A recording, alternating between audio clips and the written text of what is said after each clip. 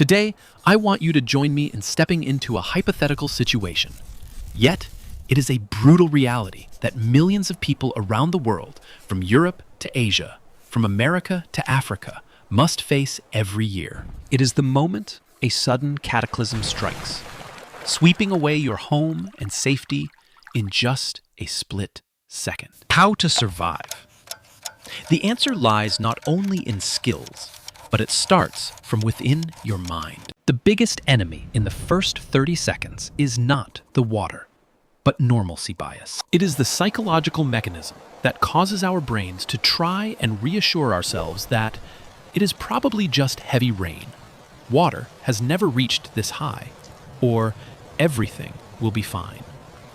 It is that hesitation in those few brief seconds trying to rationalize the situation that causes the most deaths. When water starts spilling through the door cracks, when the road turns into a river, you are not allowed to deny it. You must switch immediately to survival mode. First rule: do not wait for confirmation from authorities or neighbors. If your intuition tells you to run, run. Part 2. The physics of water currents. Understanding the enemy to win. Before we talk about where to run, you need to understand what you are facing. Never underestimate the power of water. We often see water in a glass, in a pool, and think it is gentle.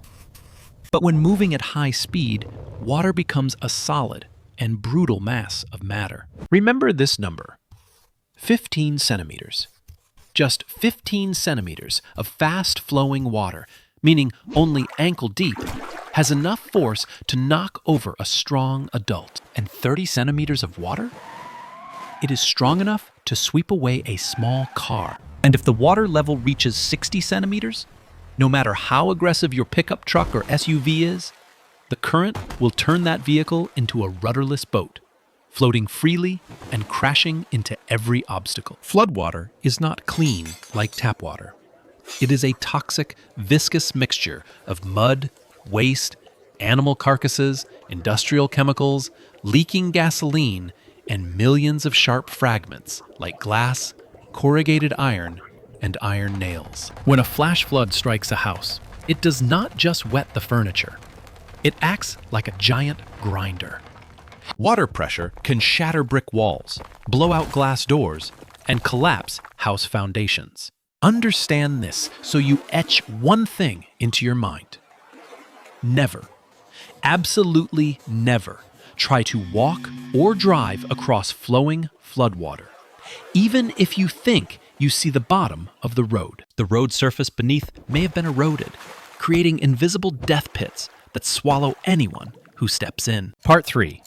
The golden 5 minutes. Acting in a flooding house. Back to your house. Pitch black water starts pouring in through door cracks, through drainage pipes, and even spewing up from the toilet. You only have about 5 minutes or less before the ground floor is completely flooded. This is when panic kills you faster than anything else. Take a deep breath and execute the cut, gather, climb process. First is cut. The second deadly danger after water is electricity. Water is an excellent conductor. If the water level touches electrical outlets while the system is still active, the entire body of water in your house becomes a high-voltage trap. If you can access the main circuit breaker safely and dryly, cut the power immediately. But note this carefully. If you have to wade through water to get to the breaker, or if the breaker box is already wet, do not touch it. Better to lose power than to lose your life. Next is gather. You do not have time to pack suitcases like going on a trip. Forget the TV, computer, or heavy jewelry. What you need is a go bag, if you have prepared one in advance. If not, grab these things within 30 seconds. A sharp knife or axe, extremely important, I will explain later. A flashlight, preferably a headlamp. A phone, wrapped in a sealed plastic bag. A wallet with ID papers. And bottled water. If you have small children, tie them tightly to yourself with rope or strong cloth. Never trust that you can hold your child's hand in floodwaters. The force of the water and debris will tear that grip apart in an instant. Finally, is climb. Moving higher is a vital principle. Second floor, mezzanine, or roof. But this is when a deadly trap appears that few suspect. The attic trap. Part 4. The attic trap and the last escape route. Imagine the water rising too fast, filling the first floor, then halfway up the second floor. In panic, you climb into the attic or onto the drywall ceiling to hide. This is a natural reflex, but it has killed thousands of people in flood disasters worldwide, from New Orleans to rural areas in Asia. Why? Because if the water continues to rise, covering the roof, you will be trapped in a closed space with no exit. The rising water presses you against the ceiling. Air runs out, and you will suffocate in the dark before drowning. My golden rule for you is never enter the attic if you do not have tools to break the roof to get out. This is why earlier I told you to bring an axe, a sledgehammer, or at least a heavy metal object. If you are forced to go to the attic, bring that tool. As soon as you get there, find the weakest spot of the roof and punch an escape hole ready. Do not wait until the water is up to your neck to start breaking through. By then, panic and lack of oxygen will leave you with no strength. If your house has a solid, flat concrete roof, go to the terrace, but watch out for the wind. Floods are often accompanied by strong gusts of wind. Find a sheltered corner, lie low, and hold on tight to solid structures like concrete pillars. Do not stand proudly in the open. You could be blown away by the wind or hit by flying sheet metal or tree branches. Part 5. When the house is no longer a shelter. There are worst-case scenarios. The flood current is so strong that your house starts shaking, cracking, and is at risk of collapsing. Or you are in a weak one-story house and the water has reached the roof. At this point, you are forced to leave the house. This is the most difficult and dangerous decision. If you see a large and sturdy floating object pass by, like a big tree trunk, a wooden door, or a raft patch, consider holding on to it. But be careful. Floating objects can also crush you if they hit an obstacle. If you fall into the water, do not try to swim against the current. That is a suicidal act. No Olympic athlete can win against the power of a flash flood. Perform the defensive swimming position. Turn on your back, feet pointing downstream with the current, head held high. Why do this? Your legs will act as shock absorbers and barriers. If you hit a boulder, a tree stump, or a wall, your legs will take the impact instead of your head or internal organs. Use your hands to steer gently. Try to steer your body towards the bank or a fixed anchor point, like a treetop, a high voltage pole, only if sure the power is cut, or another solid roof. Absolutely stay away from sewer openings, manholes. When flooded, water pressure creates extremely strong vortexes at sewer openings. They can suck you down tight, and there is no way to escape. Also, be wary of broken power lines hanging into the water. If you feel a tingling sensation in the water, swim back in that direction immediately. Part 6. The car.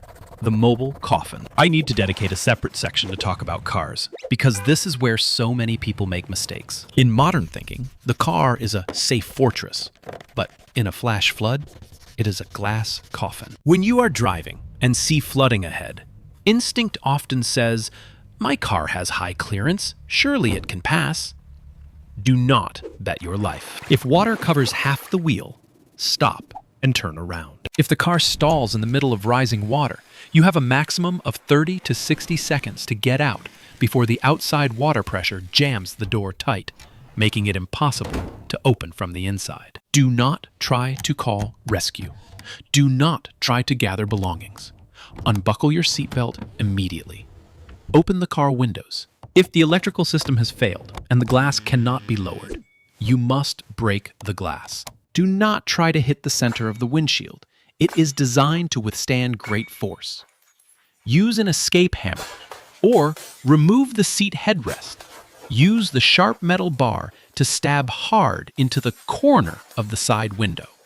That is the weakest point. Kick out the glass, crawl out, and climb onto the roof of the car.